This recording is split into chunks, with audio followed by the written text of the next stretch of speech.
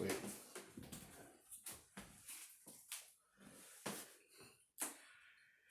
Hey guys, welcome back to the channel. I am Ben, your favorite bearded tactical asshole, since I don't need an alter ego to get in front of the camera and do reviews. So, all that aside, booms, rooms, we are always here, unless we're somewhere else, which makes not always here. So, we're just going to talk about some things real quick nowadays, and it is the 22 conversion kits that are out there. And right now, there's a big shortage on ammo, and that's for a lot of reasons. One, a lot of people are discovering shooting nowadays. Yes, this is my microphone, otherwise it catches everything I breathe. So a lot more people are shooting nowadays. And that is a reaction from a lot of the stuff that's happening, not just necessarily COVID, but some of the political stuff that's going on as well, which we're not going to really touch on.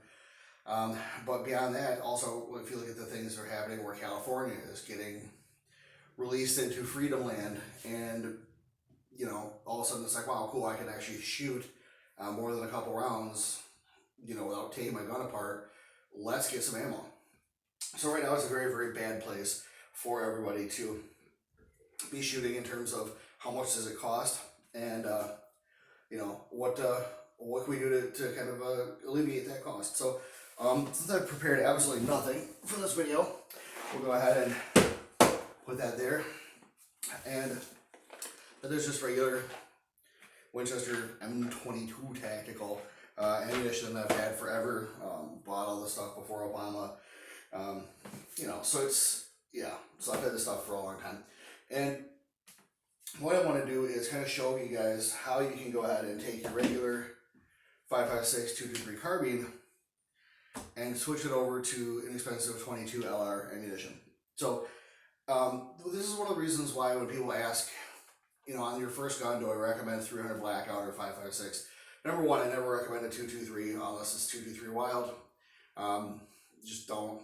Just go with 5.56. But I always recommend a 5.56 rifle as opposed to a 300 blackout, because you can use conversion kits and shoot inexpensive 22 caliber ammunition.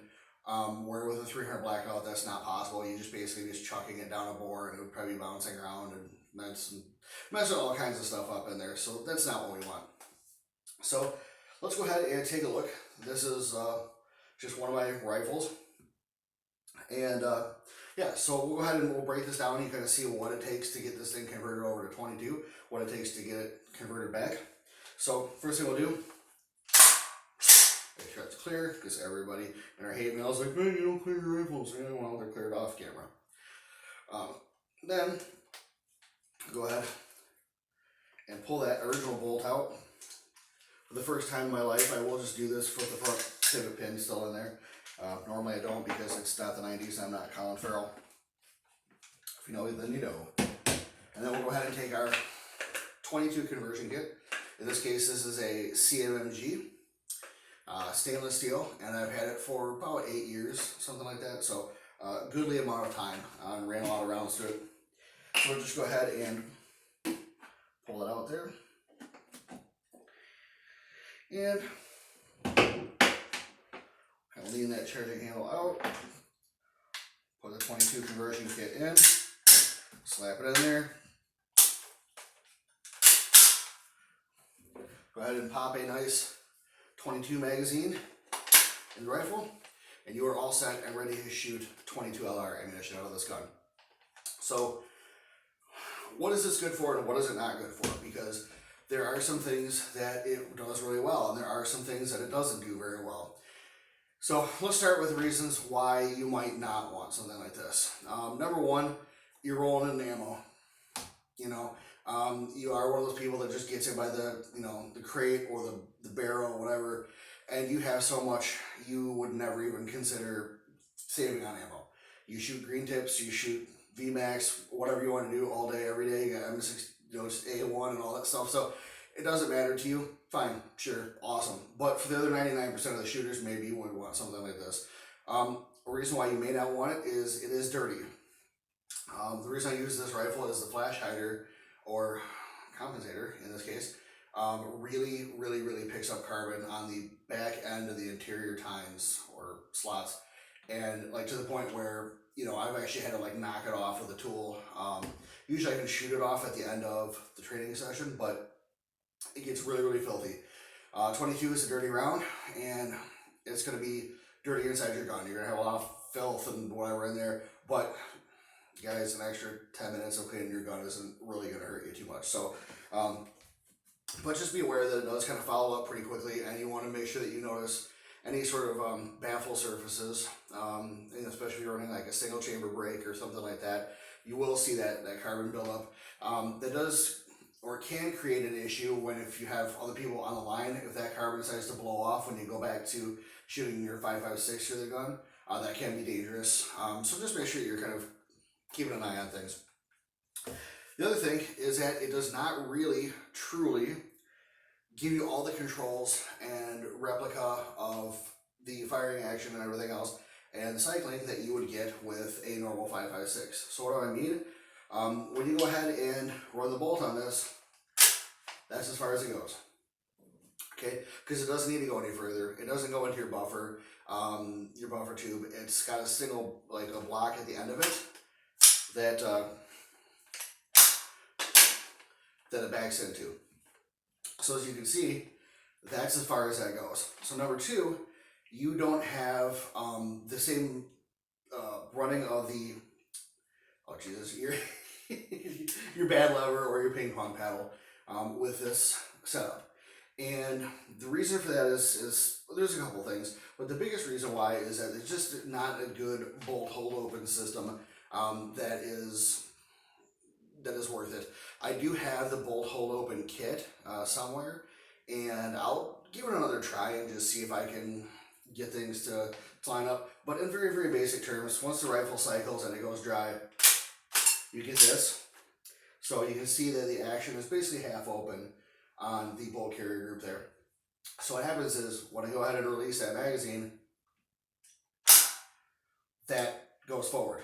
So now the bolts are basically forward on an empty chamber, or should be if this was empty. So that you put your next magazine in,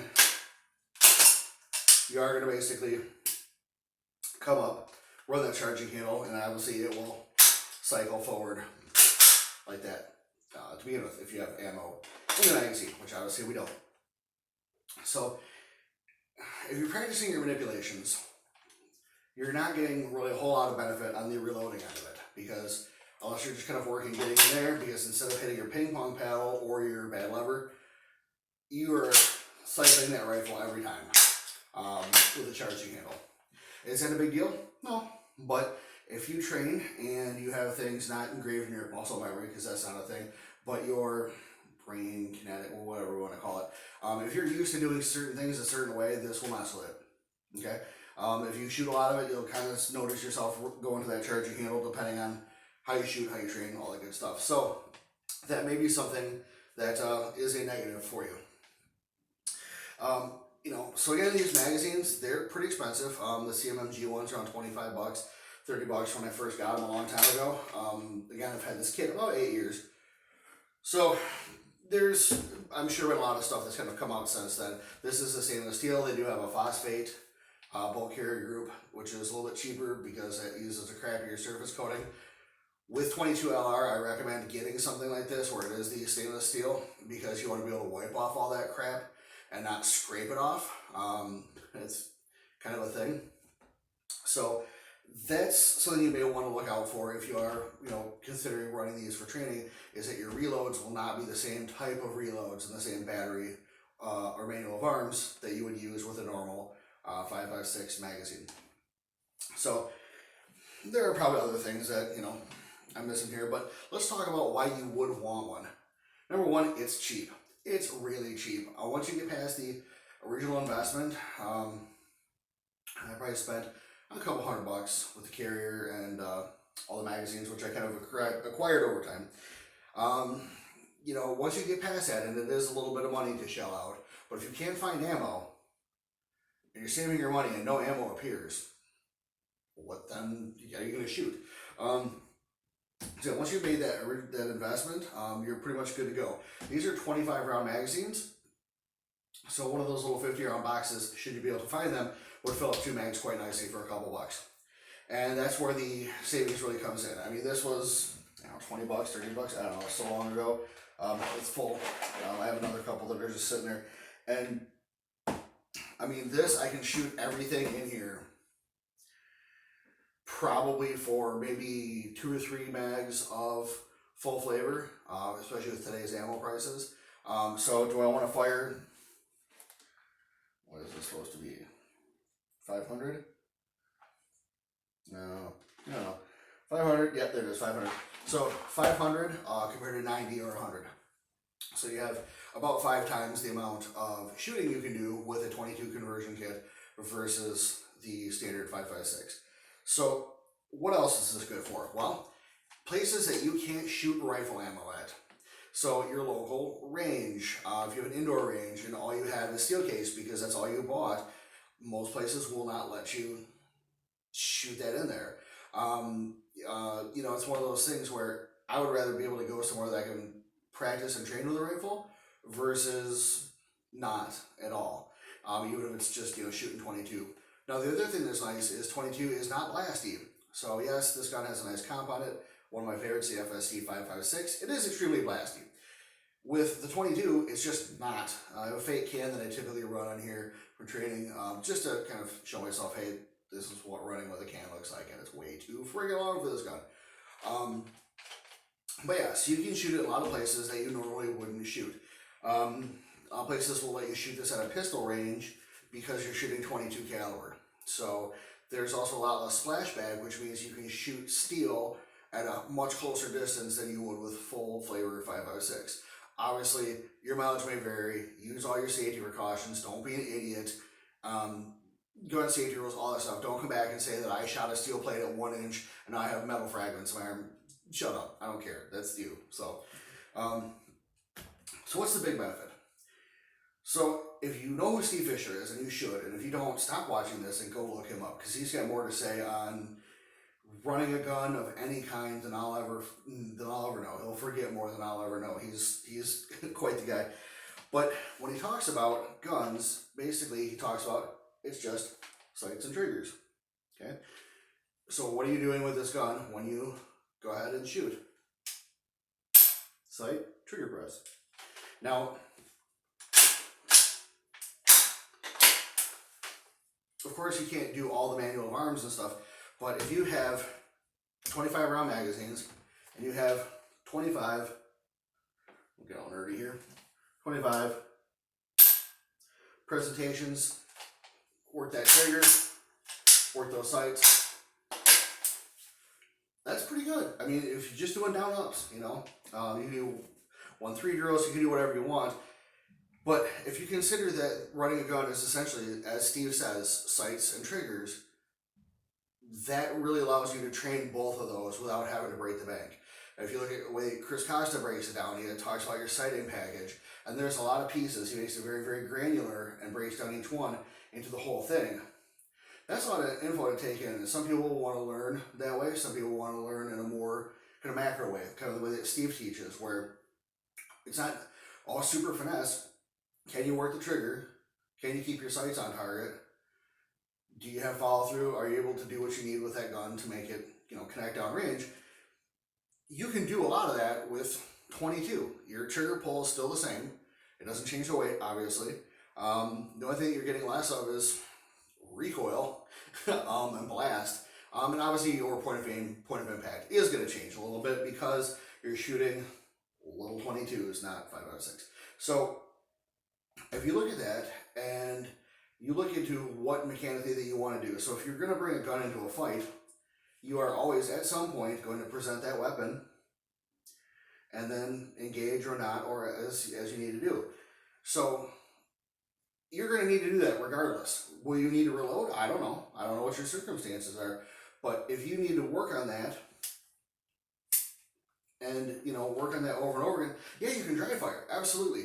But when it comes down to range time and being able to go out there, kick some brass out, and kind of put those skills to use, having something like this is really, really nice. So the other thing too is that you can use this, of course, as a regular 22 rifle.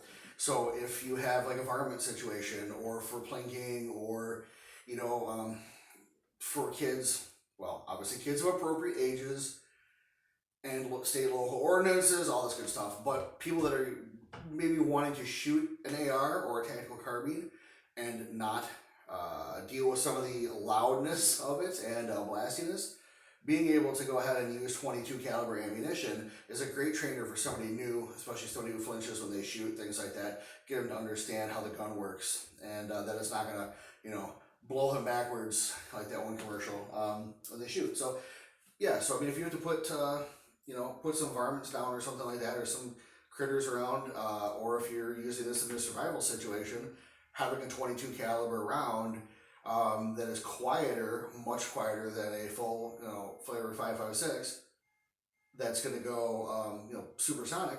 Having that 22 is a good option. Now, it is not as accurate as a dedicated 22. No one is going to say that because this is a slightly bigger bore, and it's not really set up 100% for that. So if I was to sit there and shoot this next to somebody's Ruger 1022 and shoot mine, that person's probably going to be pretty handily beating me, just because they're going to set up for this, where this is more of a stopgap, a training introduction. But guys, I really think that this is something that you might want to look into, especially with the way that things are nowadays. I can find these conversion kits, these magazines. They have black ones, which I believe are supposed to be hold open out of the box. And if you're sitting there with money burning a hole in your pocket, and if you're a shooter, you probably are. I would definitely look at a 22 conversion kit. It's one of those great things where if you have 5 or 6 rifles, I got a bunch of them just kind of laying around here for the show. You can just swap that right into them. So if you have a 10.5, like I got a little short AR, and if I want to go train with that, I don't have to sit there and go, wow, I'm going to blow my all this ammo at short ranges and whatever else. I can just put that 22 conversion kit in there and get it going. So yeah, I really think this is a good idea. Again, I've had this for a long time. It's been kind of in my storage closet for a while. Now with the ammo prices and stuff, I'm going to be getting this thing back out to the range and using it. And also, if you have friends that are shooting stuff like that, you can just pull the kit out and then throw it right in their guns. Let them shoot it for a while. So anyways, guys, I don't want to drag this on for too long. If you're looking for a 22 caliber conversion kit, I definitely think that you could do worse than what we have here. The Cmmg kit, I may not be the biggest fan of all their products. My first AR was a Cmmg, and it didn't last for long. But this certainly works, and this is one of their flagship products, so I would definitely think about running one of those. So guys, if you want something like this, go check it out. If you have any questions, make sure you comment. Check us out, Concepts Technical, on Instagram, on Blogger, on Facebook. It's all the same thing. Just type it in, you'll find us. Guys, be sure to like, watch, share, subscribe, all the good stuff. YouTube is really kind of limiting this kind of content because reasons. So if you like to see more gun stuff, we have more great gun content coming all the time. And yeah, drop us a line, let us know what you'd like to see. Guys, have a great rest of your day. Thanks for checking this out. Catch you later.